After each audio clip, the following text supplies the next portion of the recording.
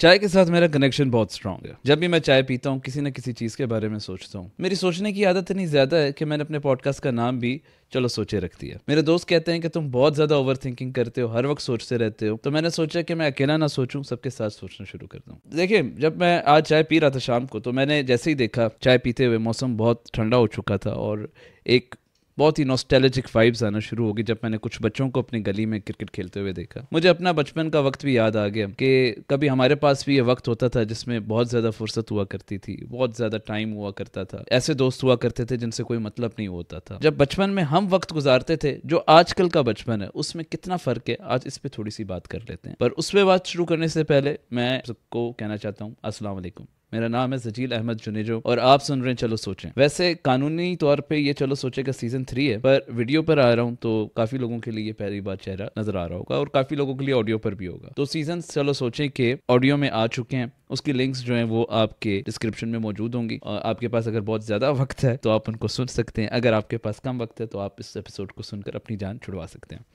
बहरहाल, जब मैं ये बात कर रहा था तो मैं आपसे ये कहना चाह रहा हूँ, हमारे बचपन में जब हम सुबह को उठा करते थे, सबसे पहली बात कि सुबह 6 बजे हम उठा करते थे। यार मतलब हमारे लिए सुबह 6 बजे उठना it's a miracle for me at least. ठीक है, काफ़ी लोग होते होंगे जो आजकल भी जॉब पर जाते हैं और सुबह को जल्दी उठ जाते हैं, पर मैं उनमें से नहीं हूँ, तो इसलिए मैं ये बात कह सकता हूँ। सुबह उठकर स्कूल गए जनाब, स्कूल से वापस आए, खाना हमारा घर में ही बनता था। कोई पांडा, चीता या परिंदा हमारा खाना लेकर नहीं आया करता था, हम अम्मी के हाथ का खाना खा लिया करते थे और जो घर में पका होता था मजे की बात है वही खा लिया करते थे, है ना। कितनी इंटरेस्टिंग बात है ना, कोई भी बाहर से चीज़ नहीं आ रही, ना बर्गर आ रहा है, ना पिज़्ज़ा आ रहा है, ना कुछ और आ रहा है। हैरत हो रही होगी कुछ लोगों को। खैर, सबसे बड़ी अचीवमेंट अगर बाहर से कोई हो भी जाती थी खाने की तो वो ये हुआ करती थी कि अम्मी अगर कहीं बेकरी से हमें चीज़ लेकर दे दी या फिर कोई डोनट आ गया, लेमन टार्ट उसी वक्त में मेरी फेवरेट हुई। पहले बेकमैन के पास होती थी, फिर राहत बेकरी पास आई और अब तहजीब है। और मैं जैसे जैसे बड़ा हो रहा हूँ, हम दोनों उम्र के साथ बड़े होते जा रहे हैं, अभी भी एक दूसरे के साथ मिलते रहते हैं। सो वो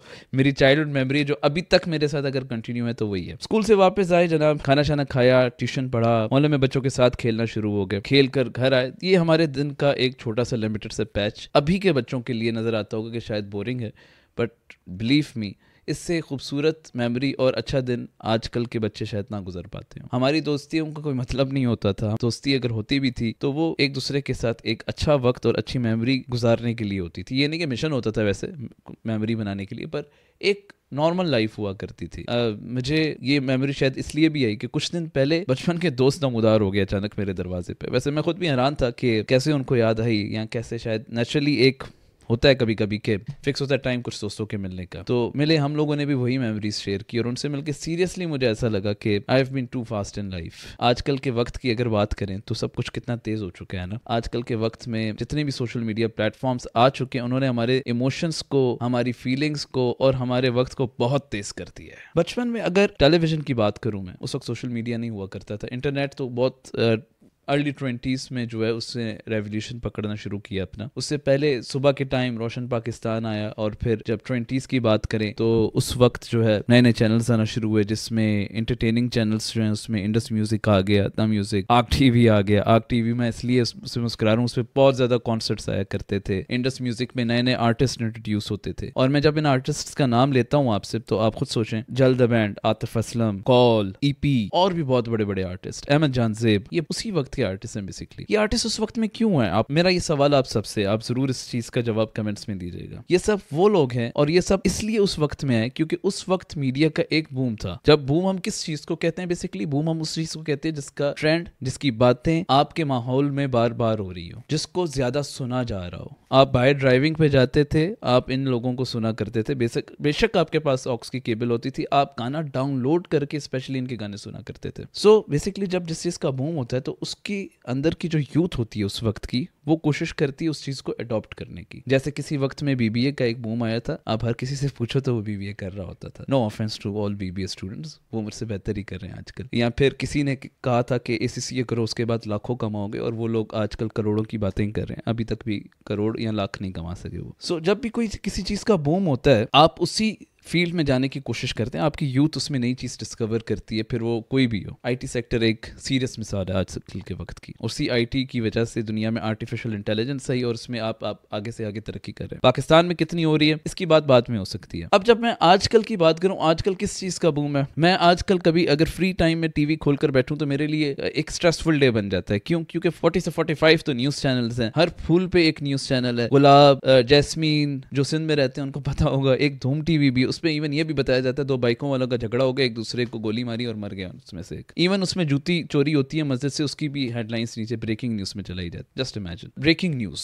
एक बिजली गिरने वाला आवाज़, खतरनाक सी, चारों तरफ से एक जर्नलिस्ट आता है, आकर बैठता है, नाजरीन नाजरीन आपको पता है क्या हुआ क्या हुआ। बंदा भी कहता है क्या हुआ यार, मतलब I just want to say that के 25 से 30 से 40 न्यूज़ चैनल्स तो आप लोगों के पास हैं ही हैं, और ब्रेकिंग न्यूज़ अभी भी किसी ना किसी न्यूज़ चैनल्स पे चल रही होगी। आप मेरी वीडियो अगर मोबाइल पे देख रहे हैं, न्यूज़ चैनल खोलकर देखें, कोई ना कोई ब्रेकिंग न्यूज़ चल रही होगी, कुछ ना कुछ ऐसा हुआ है अनोखा कि वो जो एंकर है वो भी पागल हो चुका है। हम इंडिया की न्यूज़ चैनल्स को कहते हैं वैसे, खैर उनका लेवल और है, हम उन लेजेंड्स तक नहीं पहुंच सकते। उनके पास हर चीज़ का हल है, वो हर वक्त दाऊद इब्राहिम की भी टैपिंग कर रहे हैं, वो हर वक्त हर डॉन भी उनके पास पड़ा हुआ है, मिशन मजनू भी उनके पास है। पर मैं अपने न्यूज़ चैनल्स की बात करता हूँ। लाइटर नोट में मैंने आपसे ये बात की है, पर इसका असर आपकी यूथ पे क्या आ रहा है? आपकी यूथ जो है वो सियासतदानों के पीछे इस तरह खड़ी है, शायद कभी किसी के साथ कोई भी ना खड़ा हो। मैं कोई और मिसाल नहीं देना चाहता यहाँ पर, क्योंकि फिर बात कहीं और चली जाएगी। किसी भी एक लीडर के पीछे खड़े होकर एक दूसरे से झगड़े करना, लड़ाइयाँ करना, बर्दाश्त कम करना, अफरा तफरी मचाना, मुझे इस चीज़ की सीरियसली कोई समझ नहीं आती कि ये क्यों हो रहा है और किस लिए हो रहा है और इसकी वजह क्या है। आखिर में इसका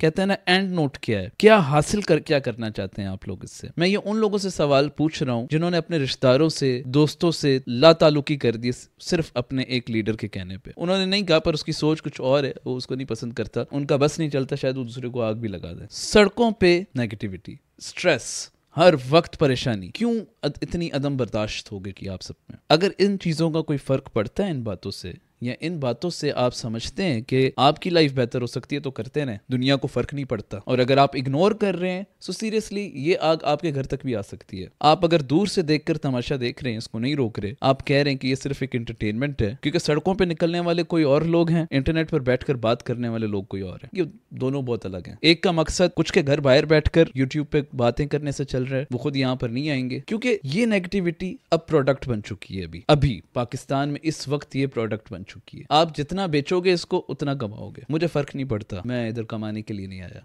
इसलिए मैं ये बात करूंगा भी नहीं। मैं आपसे सिर्फ ये बात करना है कि कोई भी कौम नेगेटिविटी से तरक्की नहीं करती। स्ट्रेसफुल दिमाग, स्ट्रेसफुल बिहेवियर, स्ट्रेसफुल एक दूसरे से कह लें रिलेशन कभी भी आपकी मुल्क को तरक्की नहीं दे सकते। अगर कभी तरक्की दी है कि कोई मिसाल है आपके पास हिस्ट्री में कि एक दूसरे लड़ झगड़ के किसी ने कोई बहुत बड़ा पहाड़ हासिल किया है, लेट मी नो, आप मुझे कहिए, मैं खुद इधर आके इस चीज को एंडोर्स करूंगा कि हाँ मैं गलत था। नेगेटिविटी भी एक प्रैक्टिस है, पॉजिटिविटी भी एक प्रैक्टिस है। ये आपका अपना डिसीजन है कि आप किस चीज को सिलेक्ट करते हैं। मैं उस दिन एक वीडियो देख रहा था, उसमें उस बंदे ने पता है क्या कहा? उस बंदे ने कहा कि आप जिस तरह अपने माइंड की फ्रीक्वेंसी बनाते हैं उसी चीजों को अट्रैक्ट करते हैं। लाइक अगर मैं हर वक्त स्ट्रेस और नेगेटिविटी को अट्रैक्ट करता रहूं तो मेरे लाइफ में हमेशा शायद परेशानियां ही आती रहे। इसी तरीके से अगर मैं थोड़ा खुश होने की कोशिश करूं, जो कि मुझे पता है बहुत एक्सपेंसिव है आजकल पाकिस्तान में, खुश रहने का तमाशा तो हम बहुत शौक से दिखाते हैं, इंस्टाग्राम में पिक्चर्स, स्नैपचैट पे खाने पीने की, ब्रो करके एक दूसरे से बात करने की, व्हाट्सएप पे ब्रो करके बात करने की, या फिर व्हाट्सएप पे फ्रेंड्स फॉर एवर की ग्रुप बनाने की। ये बहुत आसान होता है। असल लाइफ में पॉजिटिविटी लाने के लिए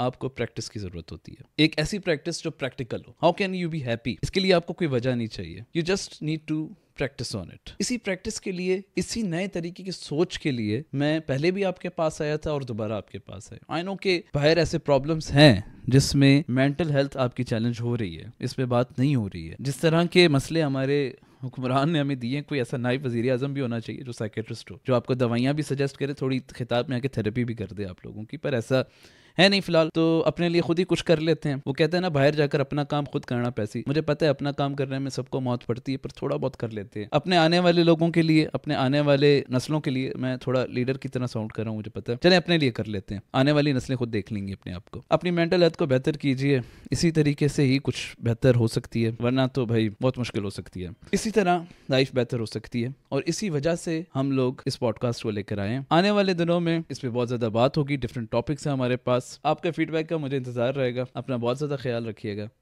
अल्लाह हाफिज।